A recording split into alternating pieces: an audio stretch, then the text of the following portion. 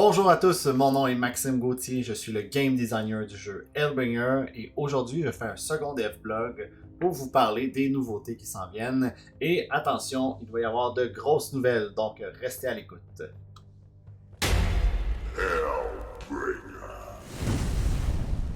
Alors, quelles sont les grosses nouvelles? Eh bien, il y en a plein. Donc, je vais commencer par la plus simple, qui est que j'ai décidé de laisser mon emploi. Donc, j'ai décidé de quitter mon emploi pour me consacrer à temps plein sur le projet de Hellbringer parce que j'y crois et je suis persuadé que ça va m'emmener vers quelque chose de positif.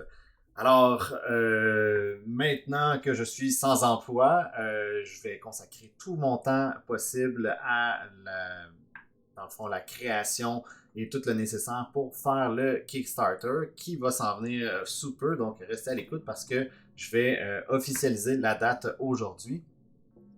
Et voilà, donc je suis sans emploi et malheureusement, j'ai besoin de revenus pour survivre.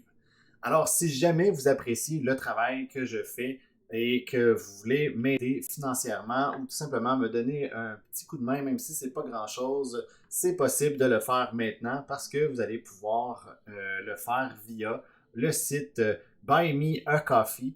Donc, je me suis créé une page et sur celle-ci, vous allez avoir plein de choix pour m'offrir un café, donc un peu d'argent ou accéder à des plans j'ai juste le mot en anglais, là, de membership pour pouvoir me soutenir financièrement à travers cette grande aventure-là. Donc, si jamais le cœur vous en dit, je vous remercie déjà d'avance si vous y pensez. Sinon, merci pareil tout simplement de tout simplement écouter la vidéo et de laisser un pouce de j'aime et de laisser des commentaires si vous appréciez ce genre de vidéo-là. Donc, ça me fait chaud au cœur de lire vos commentaires, surtout quand c'est positif. Donc, ne lâchez pas là-dessus. Alors, voilà pour une des grandes nouvelles. La seconde nouvelle est la date du Kickstarter. Donc, la date officielle du Kickstarter va être attention, roulement de tambour. Je sais pas si on l'a entendu, mais c'est pas grave. Donc, ça va être le 30 novembre. Donc, le 30 novembre cette année, en 2022, ça va être la campagne du Kickstarter qui va débuter.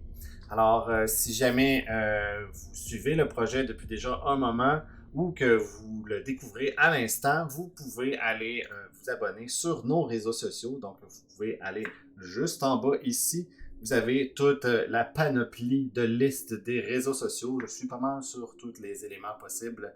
Donc, si jamais vous voulez être à jour dans tout ça, c'est possible de vous abonner aux réseaux sociaux, que vous appréciez le plus. Donc, je vous dirais juste en parenthèse, principalement, moi, je suis sur Discord et Facebook. Donc, si les autres réseaux sociaux vont être mis à jour, évidemment, mais si jamais vous suivez les autres, ça se peut qu'il y ait un tout petit délai. Alors, maintenant que ça c'est dit, il me reste encore une autre très grosse nouvelle à annoncer. Et dans le fond, ça va être cette fois-ci sur Kickstarter, pardon. Ça va être cette fois-ci sur Tabletop Simulator. Donc, je vais vous présenter la nouvelle version revampée du jeu. Et je vous dirais, ça a quand même visuellement changé pas mal. La raison de tout ça est tout simplement très très simple, c'est que j'ai eu beaucoup de retours sur les reviewers, sur les chroniqueurs et même sur d'autres joueurs qui ont joué lorsque je l'ai présenté. Et il y a des éléments qui sont survenus là, évidemment. Alors, sans plus tarder, je vais mettre mes écouteurs et on va se retrouver sur le Tabletop Simulator. Alors, attention avec la magie. Eh bien, je me transfère tout de suite. Papa! Alors, voilà, le 30 novembre, c'est écrit sur la table maintenant. Et fait à noter, donc présentement, la version que vous allez retrouver juste ici n'apparaît pas dans le Tabletop Simulator. C'est encore une version en test. La raison est très simple, c'est que je veux m'assurer que tout fonctionne à merveille pour vous l'offrir et que vous puissiez essayer le jeu. Donc, À travers tout ça, si jamais vous êtes familier avec le Tabletop Simulator, vous allez voir des choses que vous avez déjà jouées sûrement, mais des petites modifications à droite et à gauche pour essayer d'améliorer le jeu.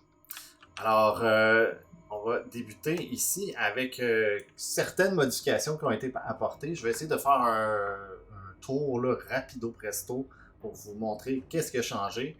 Alors, les premiers éléments, ben, c'est le plateau des joueurs. Donc, le plateau a maintenant comme des genres d'encoches ici. Donc, l'idée est que dans la version finale, il va y avoir des encoches pour permettre de sauver un petit peu d'espace et en même temps mieux placer vos cartes là, sur le plateau du joueur. Vous allez aussi remarquer qu'il y a des trucs qui ont changé, des icônes qui ont changé, des icônes principalement des sous-catégories. Donc, vous allez retrouver par exemple juste ici l'icône de compétences qui a changé. Vous allez avoir aussi l'icône qui est juste ici, qui est l'icône des compagnons qui a changé. Donc, des petits détails comme ça, tout simplement pour expliquer que... Pas pour expliquer, mais pour rendre plus facilement compréhensible les éléments du jeu. Donc, la patte, on comprend tout de suite que c'est un compagnon, c'est un pet, c'est quelque chose qu'on va placer en face de nous. Et le scroll fait référence à Diablo, donc les scrolls sont des sorts qu'on peut utiliser de façon unique, et après ça on les défausse. Donc, ça revient rechercher un peu plus les éléments là, du jeu. Alors, c'est ça pour le plateau. Maintenant, le plateau des ennemis, donc le nom a changé. Anciennement, c'était le plateau de perception. Maintenant, c'est le plateau des ennemis parce qu'on y place tout simplement les ennemis. Donc, je trouvais que ça faisait une meilleure référence à ça. Et sur le plateau, ben, vous allez voir qu'il est rendu un peu plus petit. Donc, l'idée est très très simple, c'est que le plateau, quand on jouait dans la version physique, était très gros. Et j'ai tenté de le réduire au maximum. Premièrement parce que je l'ai coupé en deux. Donc le plateau va être tout simplement deux morceaux qu'on va placer ensemble. Mais la section du milieu qui est juste ici va s'emboîter, elle va être enlevable. Donc c'est-à-dire que si vous jouez en mode solo, vous allez pouvoir enlever la section coop qui sert à rien dans le milieu. Donc, c'est des petits détails comme ça qui font que vous allez sauver un peu d'espace. Puis en même temps, ben, c'est le fun de pouvoir ajuster son jeu en fonction de la quantité de joueurs là, que vous êtes. Vous allez remarquer qu'il va maintenant y avoir une section ici qui est une section de cartes retirées. Donc, anciennement, on plaçait à cet endroit-là les livres d'histoire. Donc, c'est la même place qu'on va les placer. Par contre, il y a des cartes qui vont s'ajouter par-dessus parce qu'on n'a pas besoin de savoir où exactement on est rendu dans l'histoire. Ensuite de ça, vous allez voir, il y a des artworks qui sont rendus nouveaux, comme par exemple le cimetière qui est juste ici, que je vous fais un petit zoom. Donc, vous voyez le cimetière beaucoup plus joli. Et il y en a plein d'autres cartes comme ça là, que je pourrais essayer de montrer. Je vais tenter d'aller rapido. Je pense que c'est toutes les... on va les mélanger juste pour se laisser une chance. Hop, hop, hop. Donc ça, c'en est un.